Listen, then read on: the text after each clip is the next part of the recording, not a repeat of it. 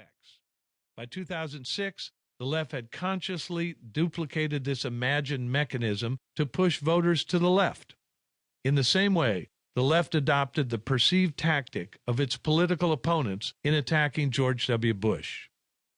The left's animus toward Bush was nurtured in the Florida Sun in the 35-day recount drama of the 2000 presidential election.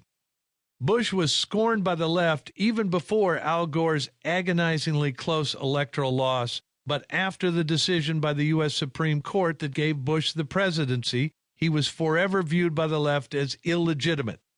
The objection that Bush was, quote, selected, not elected, soon became a common refrain and a fuming bumper sticker. Bush entered office with a huge budget surplus, a country at peace, and in a climate of wedge-issue politics the left found more annoying than threatening. Then 9/11 changed all that. After 9/11, the left began to realize, with mounting horror, that a man they regarded as a likable numbskull was taking on the near-heroic status of a national war leader. Worse, to attack him while the country itself was under attack would make them seem unpatriotic. The answer was swiftboating. Undermine the president by a campaign of lies and ridicule. Thus, Bush was mocked and scorned for continuing to read grade school kids a children's story while aides scurried for information on the attacks behind the scenes. He was later portrayed as a frightened president on the run when security demanded Air Force One fly from one Air Force base to another while the situation in the Capitol was assessed. Swiftboating Bush involved attacking the president on several key fronts: on the disputed 2000 election, on his response to 9/11, on the Iraq War, on the national security initiative that involved warrantless domestic wiretapping, on enhanced interrogation techniques, on the surge, on uranium from Niger, on the number of deaths in Iraq, and on the federal response to Hurricane Katrina. After being relentlessly swift-boated by the left, these events turned into twisted versions of the truth. The illegitimate president, quote, selected by the Supreme Court, the president who let 9/11 happen, the rush to war based on lies about WMD, spying on Americans, Abu Ghraib, Guantanamo, quote, watch what you say, the Downing Street memo, outing his own CIA spy, we killed 1 million Iraqis, Bush let New Orleans drown, and many more. Operating under that definition of swiftboating and employing the maxim quoted earlier, what we repeat is what the public remembers, the left repeatedly assailed Bush, conservatives, the Iraq War, counterterrorism efforts, and the entire apparatus designed to keep America safe by defeating al-Qaeda.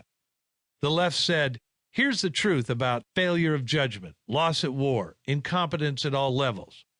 All this coalesced as the case against Bush. The entire edifice was built of demonstrable lies masquerading as the truth. But through repetition, the lies proved very effective. Moreover, it must be acknowledged, Bush himself was woefully inadequate as an explainer and defender of his policies. That gave the left 8 years to build an edifice of lies and distortions virtually unopposed by the president or his staff. Polling tracked the disillusionment among Americans as the lies set in. Wrong-track polling on President Bush finally ran into the 80% zone, and the credibility of the president was eroded into the low 20s. Saddam had his mother of all battles, and the left in America had its mother of all big lies, namely this now widely accepted but erroneous idea that everything America has undertaken since 9/11 was wrong, based on various Bush lies, and was, in fact, criminal. The left's big lie won them the Congress in 2006, and the hollow quality of the lies became immediately clear as the Democrats repeatedly declared the war was lost, opposed the surge, demanded an immediate withdrawal, slandered a general, and watched its own approval rating sink lower than even the hated George W. Bush. The election of 2008 has proved that lies work. One only has to look at the charges leveled against the Bush administration by candidate Barack Obama to witness the success of this campaign. Obama ran and won on the left's extensive catalog of lies about George W. Bush. The election also ensured that the levers of